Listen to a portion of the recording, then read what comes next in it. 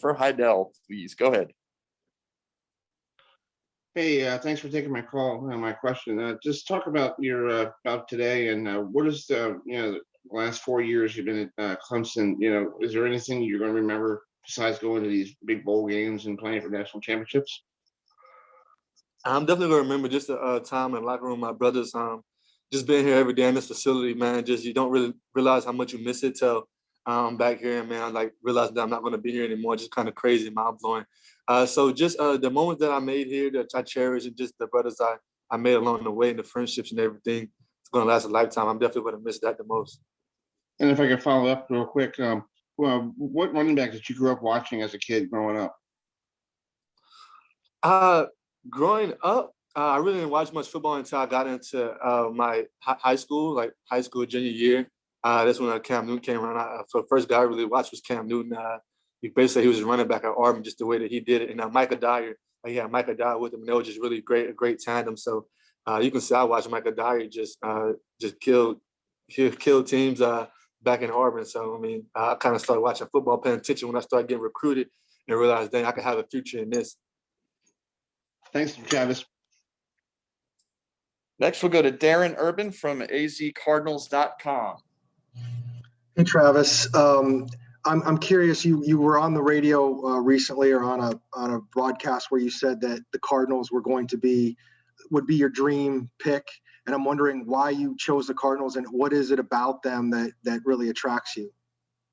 I just thought it would be a great scenario. I mean, I feel like y'all just got J.J. Watt, and so I had another piece of the offense. Seeing Kenyon Drake, I think this is a contract year, so just kind of putting things into place, and man, just I feel like I can really go there, just be a great asset to the team.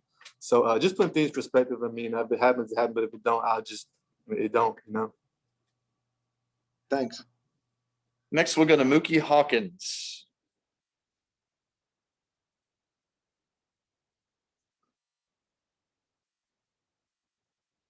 Okay. Next, we'll go to David Sarazi from Mentor Fantasy. Oh, my mic wasn't. What he says, Hey, Travis. Hey, Travis. Congrats on a great college career.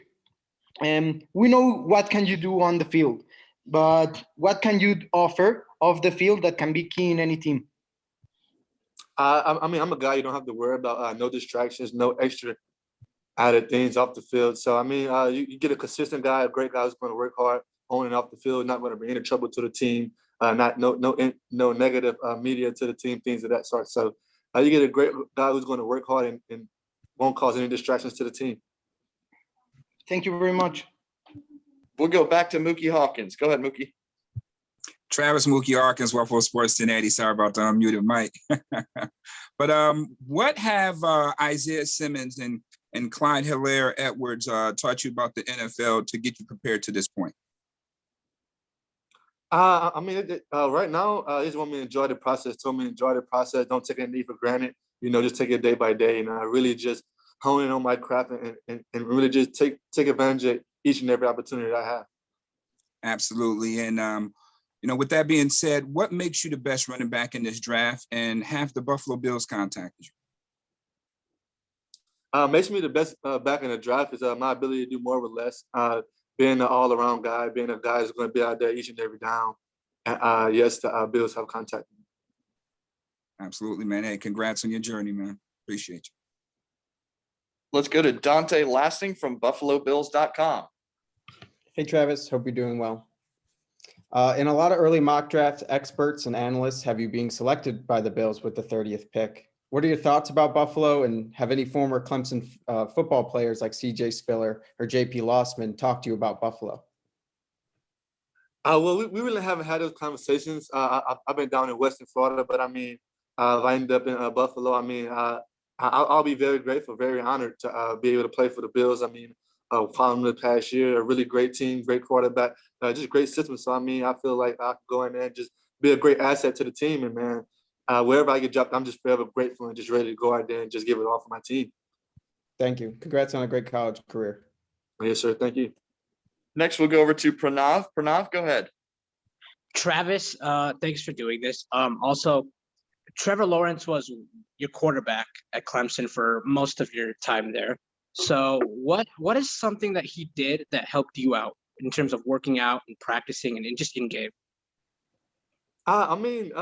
Just Trevor being Trevor. Just him being himself really helped me out, helped me be myself. Just the way that he carries himself, he's cool, calm, and collected. That just kind of it just trickles down to everyone else. So I felt when you see your quarterback have everything under control, he's not in his headspace and he's have a clear mind playing the game. It allows everyone else around him to play free. So just Trevor being Trevor really allowed everyone else to just be themselves. Just a quick follow-up. Dabo Swinney is one of the best coaches in college football right now. What is something he's taught you in your 4 years at Clemson that you will take to the NFL? Just never take anything for granted. And each year you have to start over from the bottom of the totem pole. And you're not entitled to anything. So anything you get, you have to work for it. You have to earn everything. So, just the work ethic that he instilled in us is going to last us a lifetime. And the reason that a bunch of Clemson guys that we have now here at Pro Day are going to succeed in the NFL. Thanks, Travis. Next, we'll go to Fran Duffy. Fran, go ahead. What's up, Travis? Quick question for you. So when you look at all the defenses that you played this past year, was there one guy, whether it was a lineman, a linebacker, or safety, that kind of stood out to you as being the toughest individual player that you faced in a game this year? Yes, sir. I'll have to think back to the Notre Dame game. Number 6, I quite don't know how to say his last name, but he really stood out. A great player all over the field making plays. He's there each and every play. I feel like he really stood out. He was a great player. And then my next question for you is just who's a guy coming back for Clemson this coming year that we're not talking about right now, but a year from now we'll all be discussing is, one of the best players in the country? That's a hard question because I feel we have a bunch of guys here who are just ready to pop and just explode and just show themselves. But I would say Kobe Pace. I feel like Kobe Pace is he's a great running back. I feel like him and Lindsey are really going to just the whole running back group. Any one of those guys, I feel like they get enough of coverage, and I feel like any one of those guys could just come out and just have an amazing year and just really showcase themselves. So really, the whole running back group, any of the running backs really have that opportunity. Should everyone just take advantage of whichever one take advantage of their reps and practice. I feel like he's going to translate into the game and they're going to have a big year. Thanks, man. Next, we'll go to Marcel. Marcel, go ahead. Hey, Travis, good to see you. Curious what your thoughts are on this. A lot of people criticize taking a running back in the first round, saying it's bad value. I'm wondering, in your words, what do you add? What do you bring to the field that makes you worthy of that first round selection? Good question. I'm one of the best skilled guys in the draft. I'm able to do it all. I feel like I had that component to that team to the next tier. I feel like me being in the game, I just possess a lot of things that just God given, and most guys don't possess. So I feel like it's just in me, and just you see in the film, I'm able to be out there 3 downs, be able to play special teams. So just being able to impact the team each and every down, I feel like those makes me different and makes me worthy of the first round.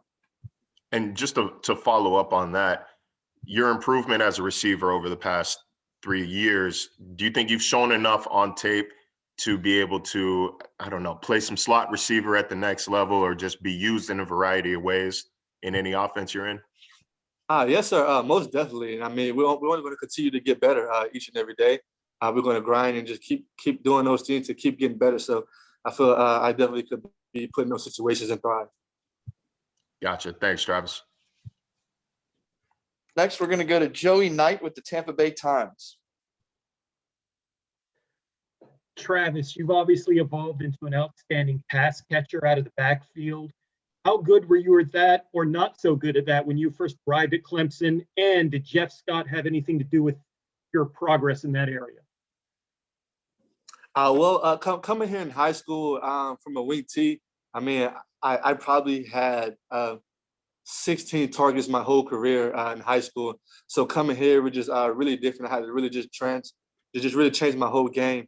And yes, Coach Scott, he's been fundamental. Each and every coach here has been fundamental to my growth. Even the players, I like to credit Mark Rodgers a lot. But yeah, Coach Scott in my early years when he was here, my first 3, really helped me. And just everyone here just really helped me grow into that player and gain my confidence. Next, we're going to go over to Ryan Dunleavy at the New York Post. Hey, Travis, can you hear me? Yes, sir. Thank you. You could have been the first running back picked last year. In hindsight, why was coming back the right decision for you? I know you felt that way at the time. Do you still feel that way? Yes, sir. I still feel that way. I feel that way even more. I just want to be a great role model to my little brother and the kids back in Jennings, Louisiana. Not everyone has a shot at the NFL, and I just wanted to be a token to those kids who's not going to have that shot. I still want them to go out there and strive and try to get a college degree, graduate, because that degree is going to last them a lifetime. I mean, football is going to be over a couple of years. I'll still be young, but I have my degree and I'll be able to transition in life that much easier. Where did you improve this year as a football player? And do you buy into that idea? And I think you got asked before about, people say running backs, first round picks. Do you believe that running backs kind of have a pitch count? You can only take so many hits, so you should save them for the NFL because you get paid there. I'm sorry. I lost the first part of your question.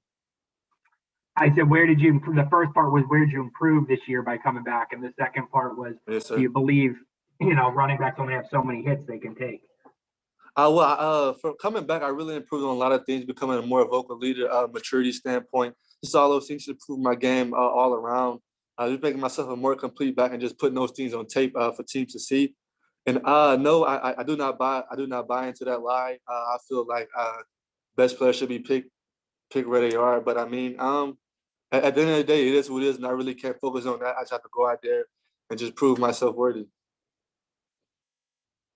Amber Billups from the Dallas Morning News. Please go ahead. Hey, Travis. You have been compared to Vikings running back Dalvin Cook and Saints running back Alvin Kamara. Do you feel your game is any similar? Most definitely. I feel like both those guys are very dynamic guys, and they're able to just change the game, running the ball and catching the ball. So I feel like, yes, my game is fair to say it's fair to compare me to those guys. Oh, thank you. Next, we'll go to Grace Rayner with The Athletic. Hey, Travis, it wasn't long ago you weighed in at 199 to start your senior year. Obviously now it looks like you're up to 215. Just how much of a priority was that? And can you walk us through what your training has been like these past few months? It was a big deal coming. It was a big deal, big priority. I mean, just huge. I mean, 199 in the league, you really want to thrive at the running back position. Won't be able to play that for long. So I definitely want to get my body right, but get it right in the right way. And I really just helped just going there in Weston and the HOA, just the meal prep they had us on, working out each and every day, Monday through Saturday, speed training in the morning and lifting in the afternoon. So I was just doing that Monday through Saturday since early January. I mean, it just really got me to this point. Next, we'll go to Adam Beasley with the Miami Herald. Travis, I noticed you were doing drills. Eric Studesville of the Dolphins was putting you through drills today, I should say. Did you know him before today? He's the new offensive coordinator. What was your interaction with him? And what are your thoughts on the Miami Dolphins as a possible destination? No, sir, I did not know him before today, but I felt he had a very great exchange. He was very, very helpful. Really coached me up and helped me get better today. And really showed me like I need to work on. But I felt like it was a great exchange, and I feel like he's a great coach, and I would love to be coached by him. Got just a couple minutes left. We'll go to Elise Robinson. Hi, Travis. How are you? I'm good, and you? I'm well, thank you. So I'm with Sports and Culture Media, and my question is, statement sort of. Just talk about how Clemson has shaped you and helped you improve your game as you get ready to be one of the top draft picks. Clemson has totally transformed me since I got here from my freshman year on and off the field. I feel like they really prepared me for this moment in my life, in my career, on and off the field. So, on the field, it really speaks for itself. You just seen my body transition each and every year and just me continue to grow and be better each and every year. But I just want to shout out the coaches and the staff. Just for off the field, Coach Elliott really just challenging me to be a better man. And I feel like that goes hand in hand with on the field. So I'm just very grateful that I really came here and just trusted in coach, and he gave me the opportunity. Next, we'll go to Brooke Pryor. Thank you. Hey, Travis, it looked like both Mike Tomlin and Steelers offensive coordinator Matt Canada were at Pro Day today. With your versatility, how do you think you could fit into a Matt Canada offense? I feel like it'll be a perfect fit. I feel like he would definitely use me in ways to just give me those mismatches, those one-on-ones that I definitely feel comfortable in and winning. So I feel like I feel like it'll be great. I mean, he's going to get me out there to put me in position to make plays, and that's when I do what I do, just go out there and play football.